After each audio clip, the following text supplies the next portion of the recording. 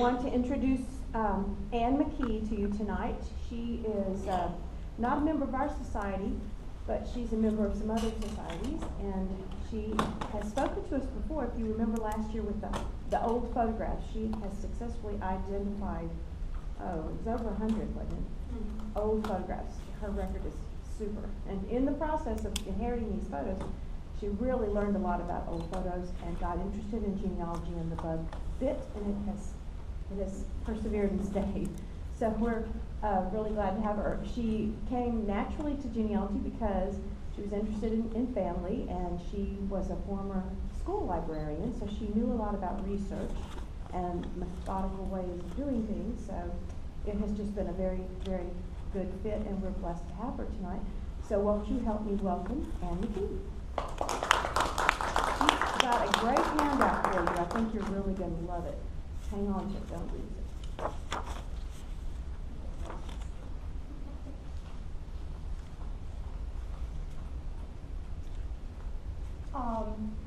Can you hear me okay with my speaker? Okay.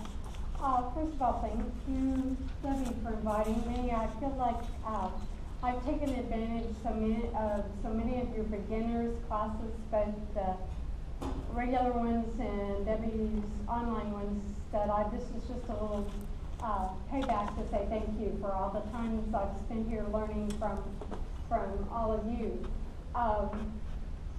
I got interested in newspapers because I wanted to know more about family.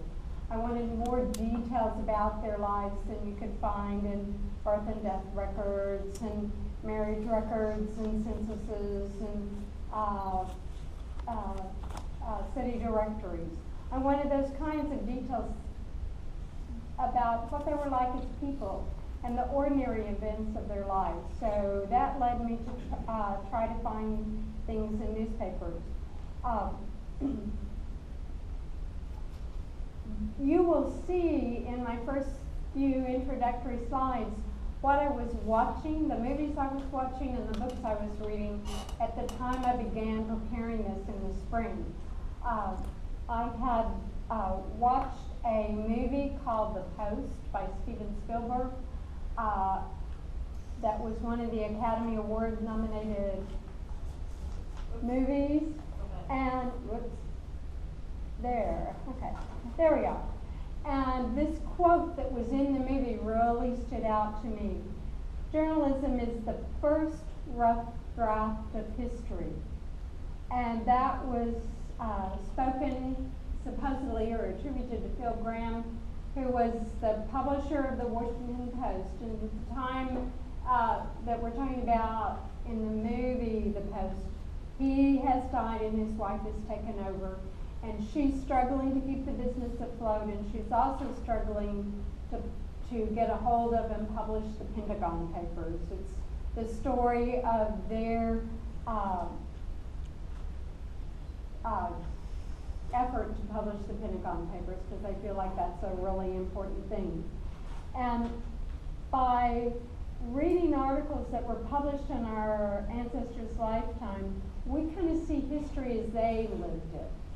Not the way we learn it from history books, but what people were actually thinking and talking about at the time. And so this movie in particular made me really appreciate it keeps going two at a time. Our founding fathers who in the first amendment to the Constitution gave us some of our core basic freedoms: speech, the press, religion, the right to assemble and petition our government. And so the free press and information of newspapers has really been one of the important founding blocks of our democracy. Then the next thing that I was reading at the same time was a book, and it is about Washington's farewell address. And it's called Washington's Farewell, The Founding Fathers' Warning to Future Generations by John Avlon. And George Washington, the book begins, it's right at the end of his second administration, and he feels like he's really concerned about the future of the country. And he feels like he's learned a lot of things being the leader of our army during the Revolutionary War and then leading the country for 8 years. And he had given a speech to his troops when he gave up command of the Continental Army, given a farewell address. And he had prepared a farewell address with the help of James Madison to give at the end of his first term, because he really hadn't intended to serve but one term in office, but was convinced that the country needed him to, so he never gave that address. But at the end of 8 years, he was ready to move on and turn over the reins of the government to somebody else. And he wanted to share the lessons that he learned with the country. He sent the address that James Madison had helped him write, along with a very long letter to Alexander Hamilton, and asked him to help write a speech. The ideas were Washington's, but he felt like he didn't have a college education like many of the founding fathers, and he felt like he wasn't an eloquent enough writer, so he asked for help. And they wrote letters back and forth. Hamilton would send him rough drafts. Washington would make comments, send it back. And finally, Hamilton sent him what he thought was his final draft, and then Washington spent several weeks revising and editing and putting in things. And when it was finally ready, he didn't give it in front of Congress like presidents do now. He published it in the newspaper.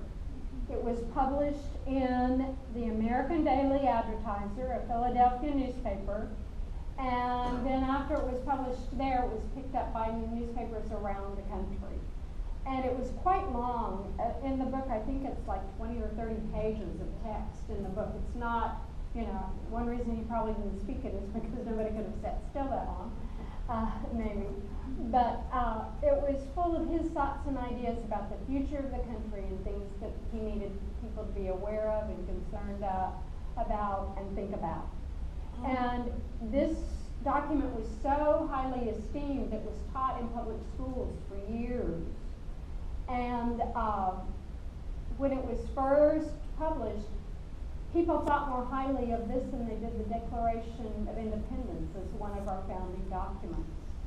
It's since kind of not become such an important part of our history, but this is a really interesting book if you're interested in a biography of George Washington kind of from a different point of view. And his thoughts and ideas, I really enjoyed learning about that through that.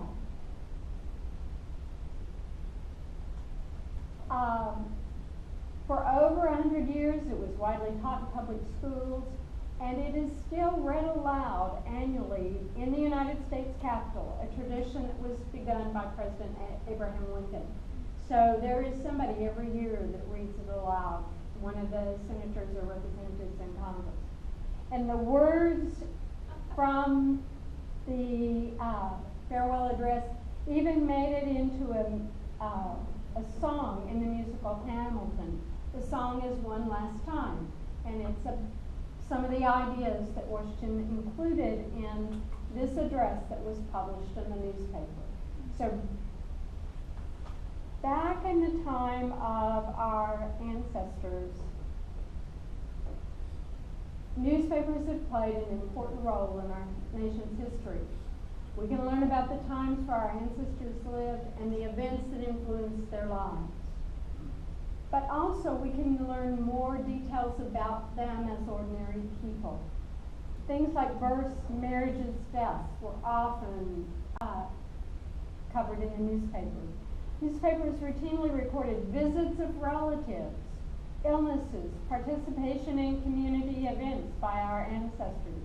Newspapers can add depth and insight into your ancestors' lives. They can make them come alive to you by knowing just the kind of ordinary things they did in the course of their routine lives.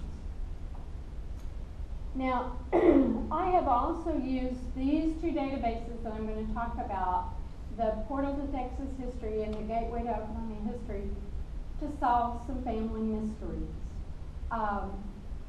My handout, which you have, I tried to include as many sources from as many states as I could find newspaper sources for. I started out using back issues of Family Tree magazine, some workshops I'd been to, and then finally I used a book that was published by the Family Tree, and I think it's James Bieber is the man's name. I think I neglected to write it down, but anyway, and got the rest of the URLs for the handout from him. But I tried to include, I think there's just a couple of states that aren't included, and that was because I couldn't find an active site for them. But there's a newspaper site from most states. But I think that the Portal to Texas History and the Gateway to Oklahoma History are two of the best and easiest to use. Their interface is real easy to use, it's real intuitive, and they have really broad coverage in both databases. So I found lots of information there. The Portal to Texas History, this is a direct quote from their site when they explain what it is. It's a gateway to rare historical and primary source materials from or about Texas. It's created and maintained by the University of North Texas Libraries. The portal leverages the power of hundreds of content providers. And content providers are people and organizations that have given them the documents to scan. Some of them are other libraries, some of them are archives, some of them are just museums, some of, all kinds of places have given them content to scan and put on the portal. And their goal is to provide a vibrant, growing collection of resources about the history of Texas. The Gateway to Oklahoma History is actually hosted by the Portal to Texas History. If you go to the main page, the very front page of the portal, and you scroll all the way down to the very bottom of it, there's a link to the Gateway to Oklahoma History there on the front page of the Portal to Texas History. It's an online repository of Oklahoma history brought to you by the Oklahoma Historical Society. There you can browse through hundreds of thousands of newspapers dating to the 1840s to the 1920s. It's the largest repository of Oklahoma newspapers online. And they have also been recently started to add photographs. Most of them are photographs that have probably been published in the newspaper. They look like they are taken by a news photographer, but some photographer gave them his collection, and those are more recent things. Because I found a picture of my sister one day as she got her college scholarship. So that she was in the newspaper because she got a full 4-year scholarship from the Army to be an Army nurse. And they had her picture in the paper, and that was one day I was just searching our last name, and up popped my sister's picture, which was a real surprise. I've been to both places and done behind the scenes tours. They did that for the Colleyville Genealogical Society, where I'm a member several years back at the University of North Texas. They have a whole floor of the library, or the better part of a floor of the library. They have a huge room with a whole bank of scanners that are big enough to scan a page of a newspaper when it's open, side to side. And they had probably 4 or 5 or 6 of them with student aides standing there scanning. When I visited the Gateway to Oklahoma History, the reason I happened to get to go behind the scenes there was when I was a school librarian, one of the teachers donated a book to the library. It was an old catalog that had been the catalog that her great-grandfather ordered supplies for his hardware store. It had everything from nuts and bolts to plows. And it had a cloth binding but a leather spine. And it really didn't belong in an elementary school library. I think she just gave it to me because she was tired of storing it at home. And the spine was beginning to deteriorate. I didn't know how to take care of it.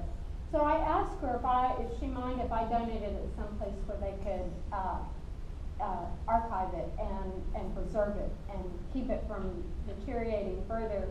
And she said no, and I was opening it up to look at it a little bit, and in the front it had her great-grandfather's name, and it said Fort Sill, IT. Well, if you're from Oklahoma, you know that's Fort Sill, Indian Territory. And I thought, this belongs back in Oklahoma. This is part of Oklahoma history. So I called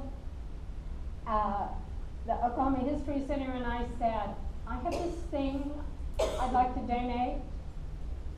Would you be interested? And they said, sure. So over spring break, we were going up to visit family. We stopped to donate this great big, thick, like about 3 inches thick, great big catalog.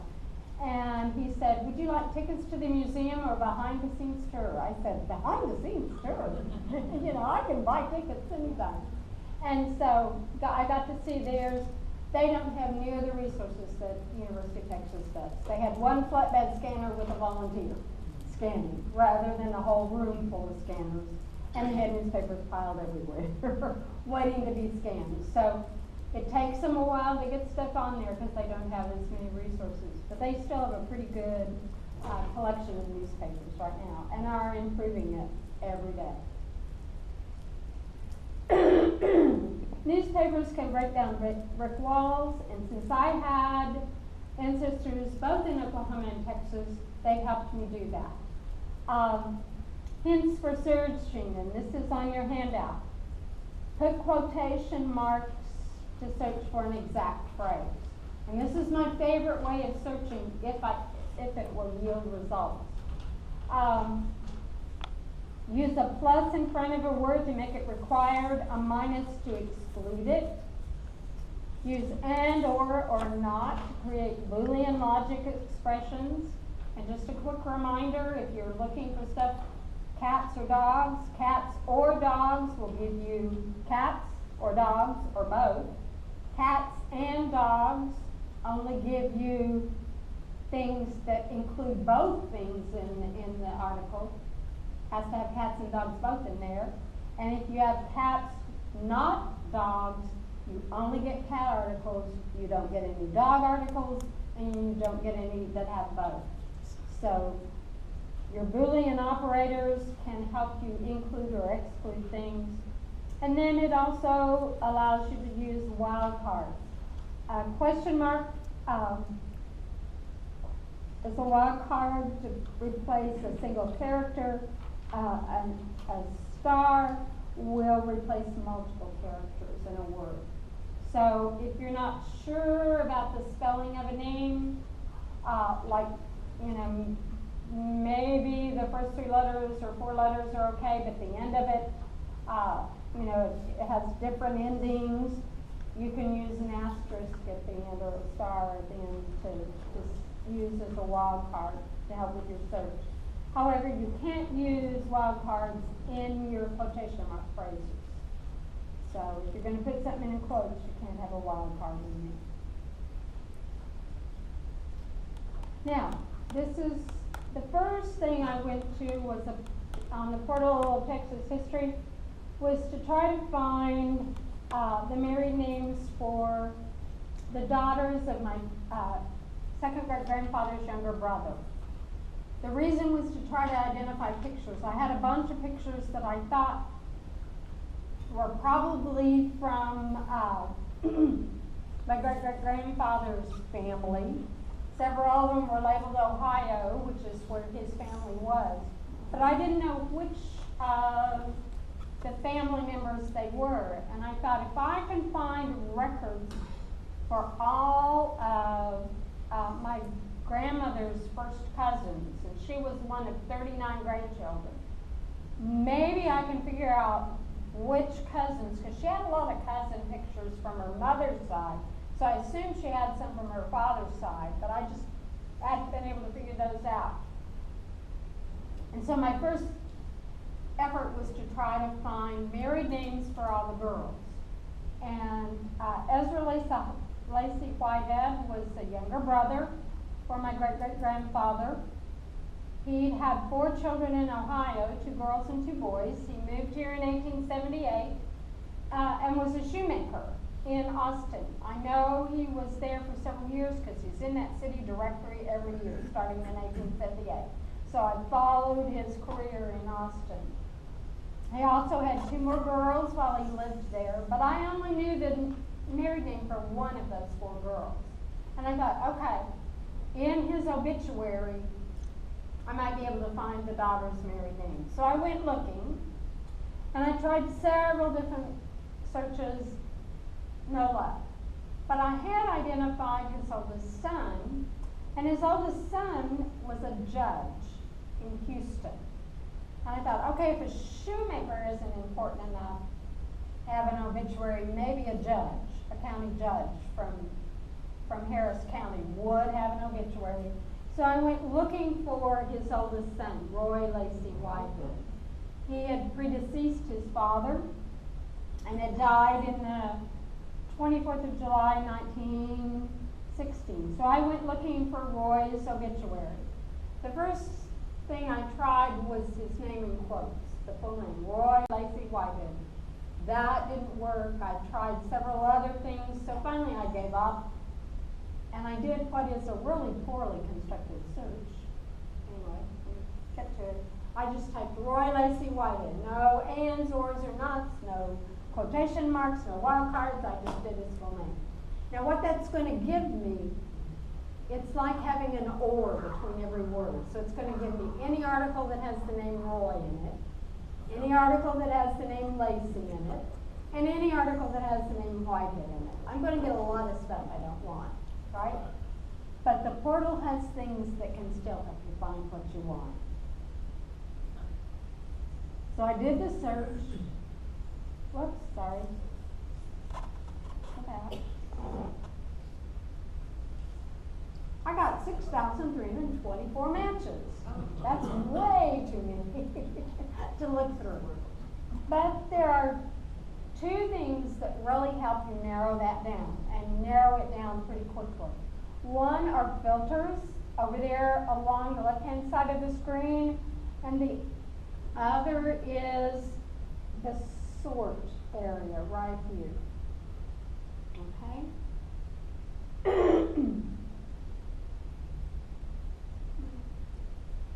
There. Okay, went 2 again. The sort options, there are 6 of them. You can sort alphabetically by the title of the item. You can sort by the creator. You can sort by date created newest, date created oldest, date added newest, date added oldest. When I'm looking for obituaries, I typically sort by date created oldest. Because I'll start like maybe the day they died, and I want to go through every newspaper in order till I come to the one that might have the obituary. If I'm trying to go back and look, if I've already looked and explored for something and I didn't find it at that time, but I'm thinking, well, maybe something new's been added, I would use date added and sort with the newest things first. If I've already researched a family member, found quite a bit, but I want to see if something new's been added maybe 6 months later, sort it by date added, and you'll get just the things maybe you haven't seen yet at the top.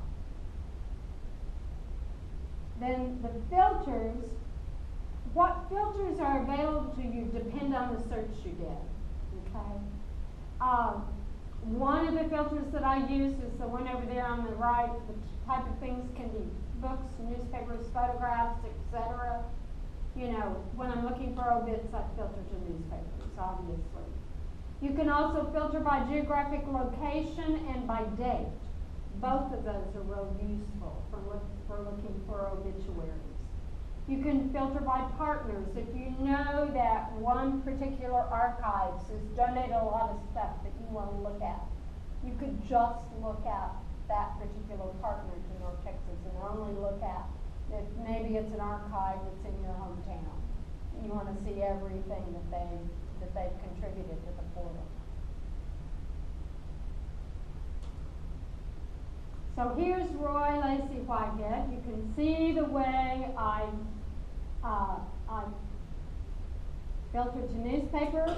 I did, first of all, decade, 1910 to 1919. Then the year he died, 1916. And then the month. And if I hadn't found anything in July, because sometimes it's, especially in small towns, it's a weekly, you know. If I hadn't found anything in July, I would have moved on to August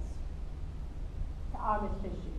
Well, now this is a much more reasonable group of things to search. There's only 8 things there that were, had any of those things. And so I started going through them one at a time.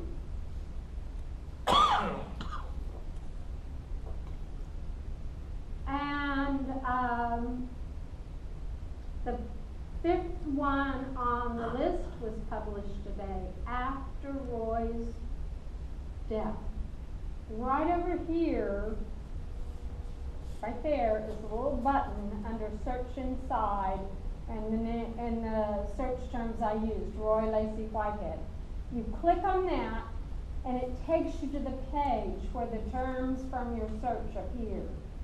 So you click on that, and there's a little thumbnail of the page, and then it gives me an OCR description of what the text says. And right about here, down here, it says something about Judge Whitehead is survived by aged father and a sister, Claire Sinclair, one brother, L.K. Whitehead of Texarkana, and 3 sisters. So it looks like that has what I want, that little OCR. Sometimes all you get is gibberish in the OCR. Sometimes it doesn't really find recognizable words, but this one came through pretty clearly. So the thing that you want to click on is right here, the zoom view. That allows you to use your scroll bar on your scroll thing on your mouse to go in and out until you get it big enough that you can see. It will also highlight the term that's on the page for you.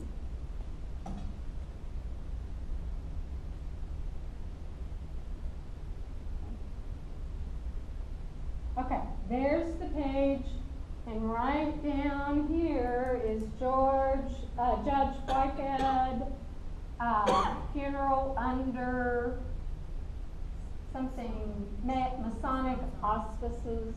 So that's the thing about his funeral.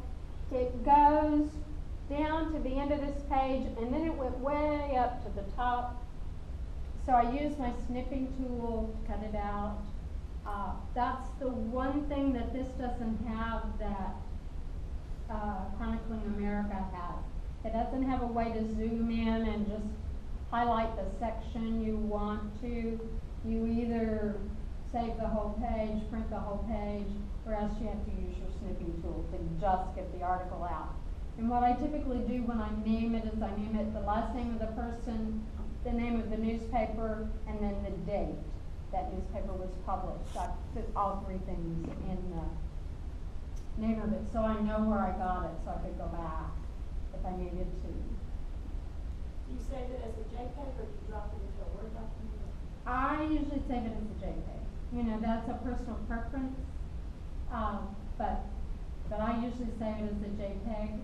And then typically when I get enough information about a person's life, I write up a little summary of who they are, and that's when I'll drop it in as a JPEG. It's in the part of when writing it up.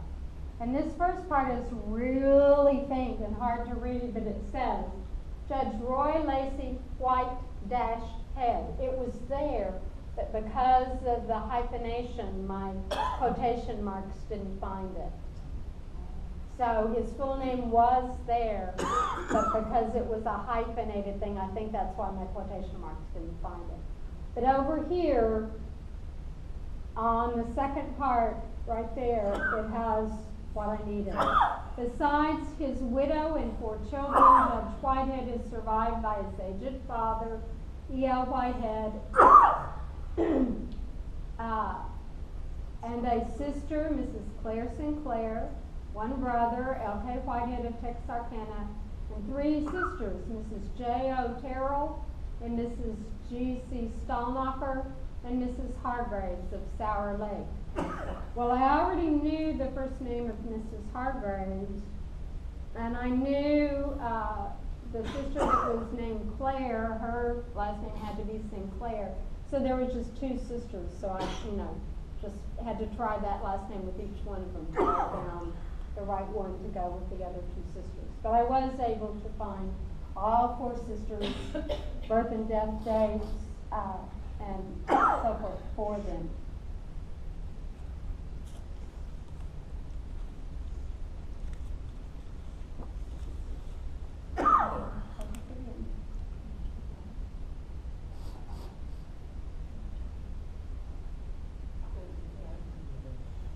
There we go. And one of the things that this enabled me to do was Mrs. G.C. Stallnacher was Mrs. Di Cloud Stallnacher, who was the youngest of Ezra Lacey Whitehead's daughters. Her name is Beulah Beatrix Whitehead Stallnacher. She lived in Texas. All of her descendants lived in Texas. I was able to follow them because Texas does such a good job of publishing death certificates. I was able to find them through the generations until I located Beulah's grandson who was still living. I found his name in the obituary for his father, and it gave his hometown. So I just Googled that name and the town because it was a fairly small town, found an address. I wrote to him and said, "We're cousins. I have a picture I'm going to show you and see if you can help me with it." And this picture, for a variety of reasons, I thought was Ezra Lacey Whitehead. Wasn't for sure, didn't have any other pictures of him, but I thought it was probably him. I asked his grandson and he said, "Yeah, that looks like another picture of him I have." So I identified one more picture this way. By being able to find that information on the portal. Then when I was preparing this talk, I decided, I'm going to go look for Ezra again, just on the chance that maybe it's been added since the last time I searched. I tried searching for Ezra Whitehead in quotations, Ezra L. Whitehead in quotations, and then I tried E.L. Whitehead. And I will tell you, often I have found, because everything was typeset by hand, they often just used initials in naming people, even if they didn't go by their initials. The newspapers often did that just because it saved them a little time in setting the type, one letter at a time. But I found him. I narrowed the results to 1919, the year of his death. There were 3 articles from 1919 about it, and E.L. Whitehead. The second one was his obituary. So I found his obituary, and again, he's survived by one son, L.K. Whitehead, 4 daughters, C.E. Hargraves, Mrs. C.E. Hargraves, Mrs. G.C. Stallnacher, Mrs. Claire Sinclair Callahan. Claire's remarried, now I know her second husband's name, and Mrs. Pearl Terrell, both of Houston. So, finding his obituary was kind of neat. It didn't tell me a whole lot I didn't know except names of children, but still great to find. The next thing that I went looking for wasn't quite as easy or as straightforward. This is my husband's grandmother. I never met her. She died before Max, about a year before Max and I started dating. But I've heard stories about her my whole married life. She's quite a character. The story I heard was that her husband was a law officer of some sort down in Texas. He was killed in the line of duty. And she raised her 4 children as a single mother by giving piano lessons. And that she was very, very strict. wanted people with a ruler if they didn't do it right when they were playing piano. So she was kind of a demanding person. But the story of how her father died, I did not know until I started doing genealogy, and found this story that my sister-in-law had posted on Ancestry. It was a story that she had been told by Sally Melton G. Kennedy Jackson, her grandmother. And it says, in the year of 1884 in Old Washington, Texas, Constable G had gone into a saloon to check on some disturbance. He had previously tried to arrest a man, and in a gunfight had killed the man. As Constable G stepped up to the bar and was talking to the barkeeper, the brother of the man Constable G shot walked into the bar and shot Constable G in the back. He died immediately, leaving his wife Fanny, a widow at 34 years old, his children, Ida, age 11, Alfred, age 7, Hardin, age 5, and my grandmother, Sally, age 2. So, there was a puzzle, because on Ancestry, I would look at other people's trees. I couldn't find a death record for it. No death certificates were being issued in 1884. But I kept finding two different dates in people's trees. Some people had 1884, not an exact date, just 1884. Some people had May 10, 1882, which is the right date, you know. And I thought, well, if a constable's been shot in the line of duty, wouldn't that likely make the newspaper?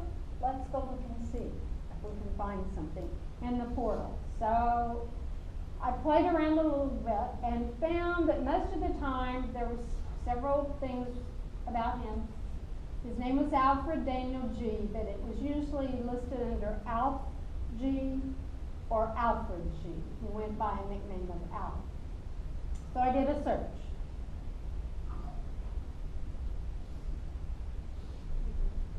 I put Alf or Alfred or Alf, and I probably should have done and G, but I just put G in there, so we'll go with the search I did.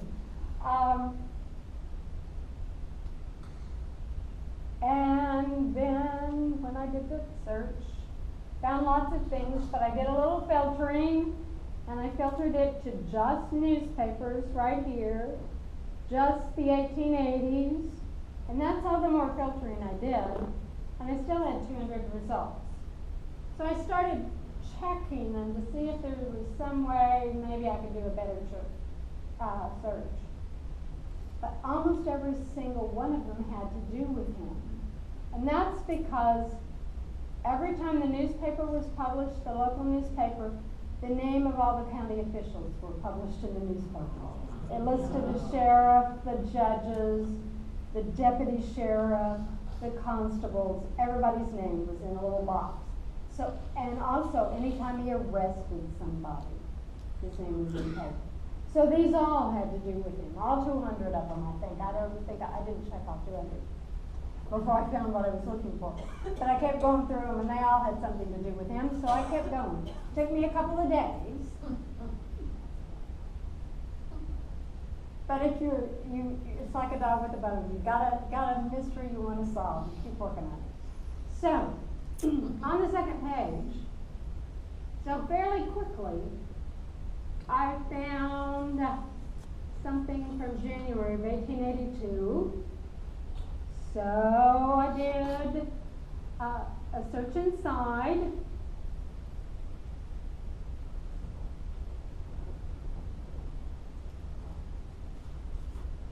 And then I found, and that went too far. Let me go back. Found that.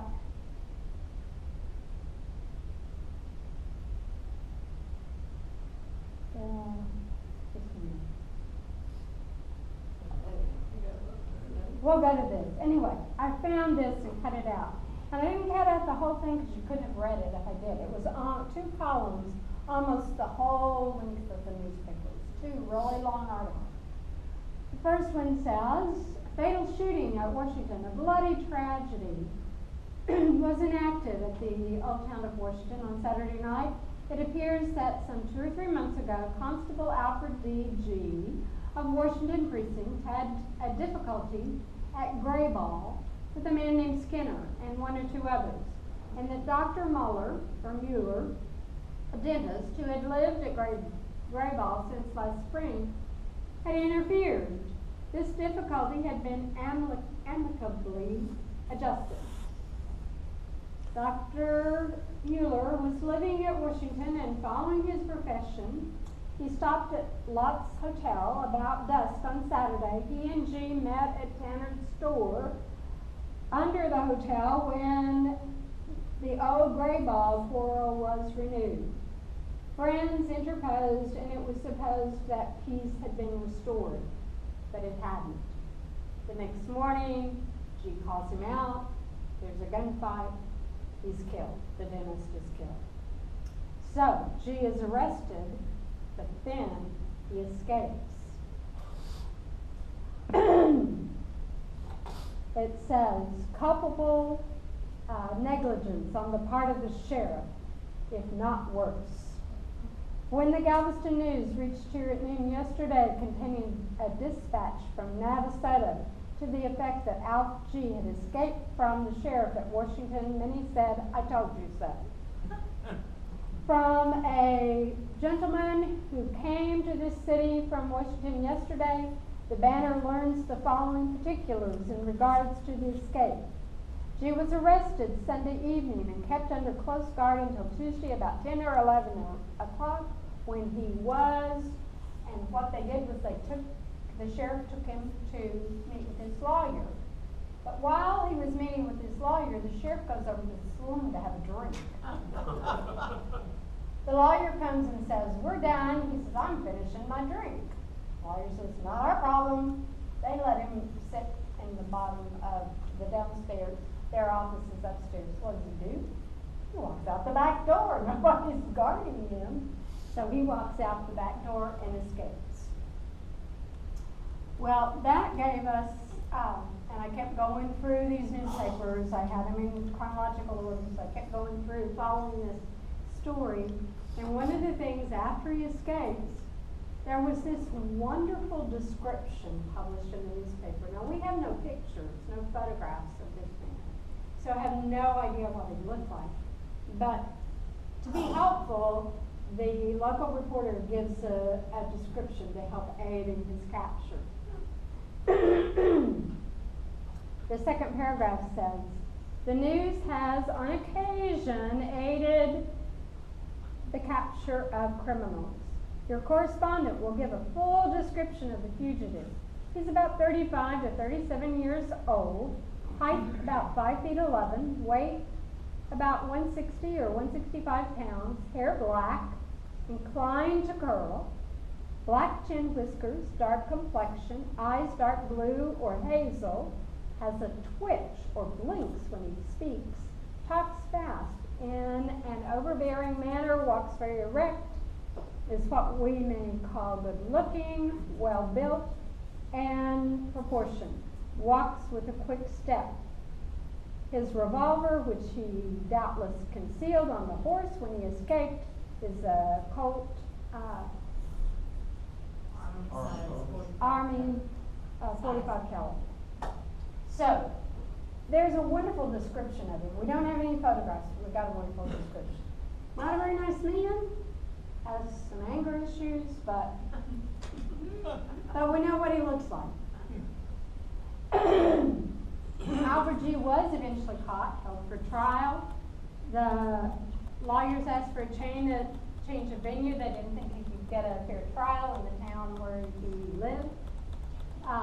That was granted. He was tried and acquitted, and he returned to his job as constable. This article is from the Burnham Weekly Banner from Thursday, May 22nd, 1884, which describes his death, which occurred on May 19th. A special to the Galveston News from Temple says that on Monday evening a fight occurred. Does this sound familiar? in the Imperial Saloon between J.W. Carter and Alf G., in which 8 or 10 shots were fired. G was killed instantly. Several weeks ago, the parties had a fight, but they afterwards made friends. Last Saturday night, a shot was fired into Carter's room, breaking the window and tearing a hole in the pillow and bedclothes, but luckily Carter was not in bed. When the parties met on Monday night, the row was renewed with the result stated. The special says G was a dangerous man, having killed more than one. Mueller of Washington County was his last victim. Alf G. was raised in this county near the town of Washington and was well known. He was tried on a change of venue in Grimes County for the killing of Mueller and acquitted. The announcement of G's death created no surprise here. So, he couldn't stay out of fights, and it was his undoing. The one thing about the brother coming after him with a gun, the brother didn't come after him with a gun. I left out the part where the brother of the man that was killed, the first man that was killed, offered a $2,000 reward for G's capture. So he came after him not with a gun, but with money and a reward. So, fascinating story that expands on the family lore, and there are little bits and pieces of truth in that family story, but a much fuller account is given in the newspapers, which I would have never known otherwise. Okay. Let's move on to Gateway to Oklahoma history. This is my great-grandfather, Frank Curtin. He's kind of an enigma.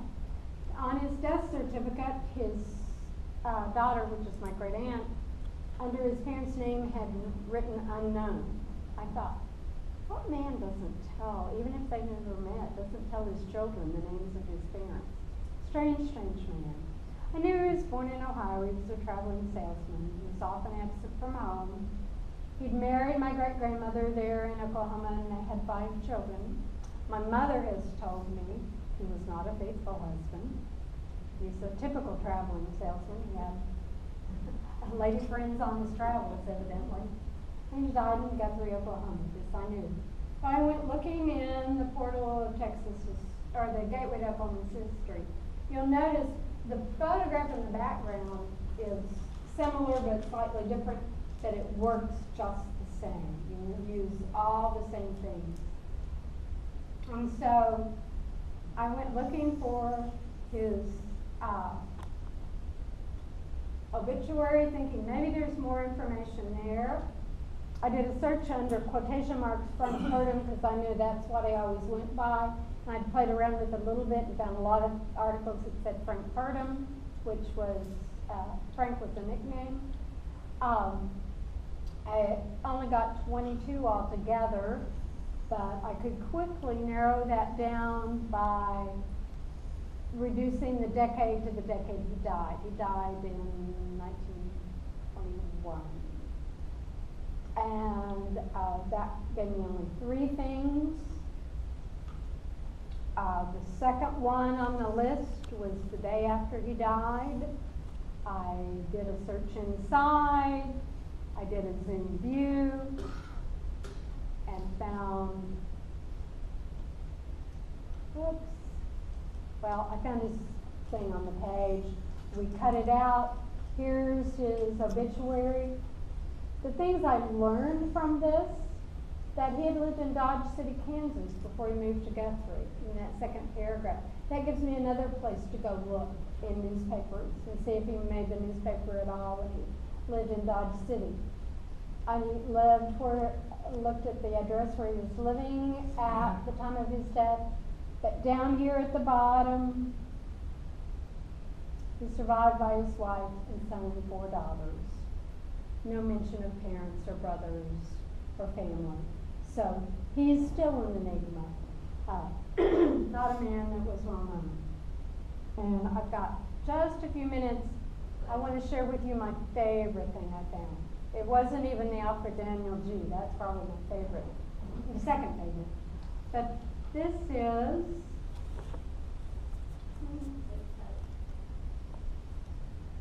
I'm going to go through these. These are just a couple other articles about Frank. How he got a gold watch for selling life insurance.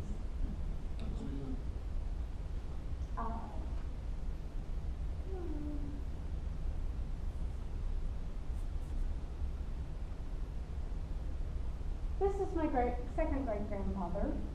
I knew a lot about him. This is the one ancestor I knew all the time I was growing up. I had a great grandfather who fought in the Civil War. That was kind of a great great grandfather who fought in the Civil War. That was kind of a source of pride in the family. He'd come to Guthrie, Oklahoma right after the land run in June of 1889, homesteaded there, came with my great-grandmother, his youngest daughter. She had married there, raised her children there. The whole family stayed there the rest of their lives. They're all buried in Guthrie up into his graveside. And so I was going to see what else newspapers could tell me about him, because I knew quite a bit from the family. I searched under J.M. Whitehead. That seemed to be the way he was known in the newspaper. And I found 49 results. I filtered to just Logan County, which is where Guthrie, Oklahoma is located.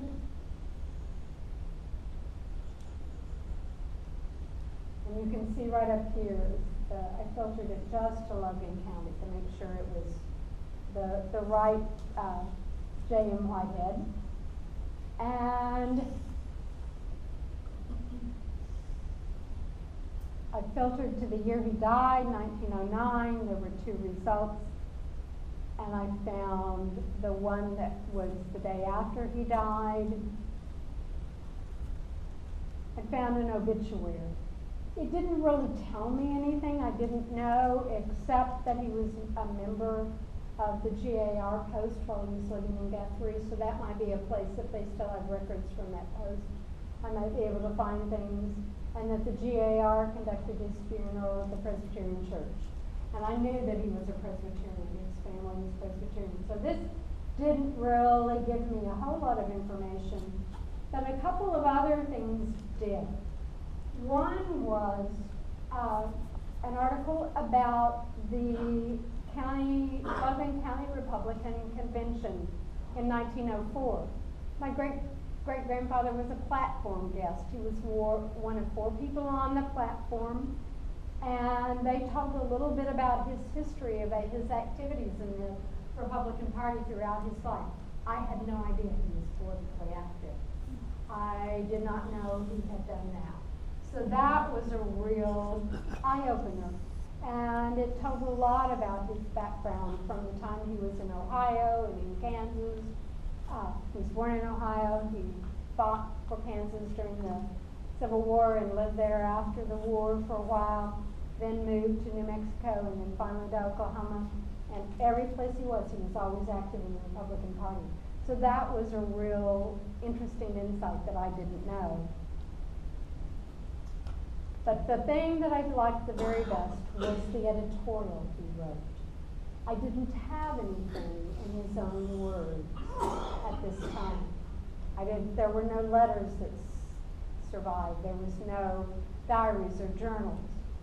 But this is a letter that is an editorial rebutting an article about socialism that was in the local paper. The week before, they published somebody's views about how socialism was the wave of the future. And my great-great-grandfather objected to that. There are about 7 or 8 lines of the article that I cannot pass without giving something more than a mere nod. When you brand a republic as inefficient and inadequate, you mention a century and a quarter, the exact length of our country, my home and your home. Are you now ready to admit that the Republic of the United States is a failure, that the blood of our revolutionary fathers was shed in vain, that the blood shed and the treasure spent in our late Civil War was shed and spent for naught? And do you not really believe that our republic is, and do you really believe our republic is a failure and falling to pieces and will be superseded by socialism? He didn't believe that. And the final sentence says, "The man who espouses socialism will only be frittering his life away, striving after the unattainable." He wrote this at 74 years of age. His mind is clear. His passion and his commitment to the country are just as great as when he was a soldier. And I loved that picture of him. So, did I find every person I looked for in these websites? No, of course not. Maybe a third or less. You know, and of the ones that I searched, not all of them were as meaningful as these, but it was well worth the time that I spent. So I'm going to say they enrich your ancestors' stories. Many newspaper sites besides Portal to Texas History and Chronicling America are free. Start with those free ones. You can also, you know, get paid ones, but look at the free ones because lots of them have wonderful information, because our ancestors, newspapers are their primary source of current information. Newspapers reflect the times in which our ancestors lived and important events in their lives, and newspapers include those databases in your genealogical research. And this is my father's father, my paternal grandfather, out on the glider in his front yard, reading the newspaper. So, hopefully you all found something that you might be willing to try, especially in the Portal to Texas History and Gateway to Oklahoma History. They don't always have the filter things that the Portal and Gateway do, but all those searching hints I gave you about quotation marks, the logic, wildcards, those work on almost all newspaper databases to help you do better searching. So, good luck. Do you have anybody have a question?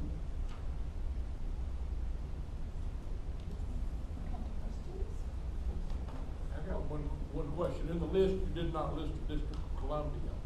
Is there nothing in D.C.?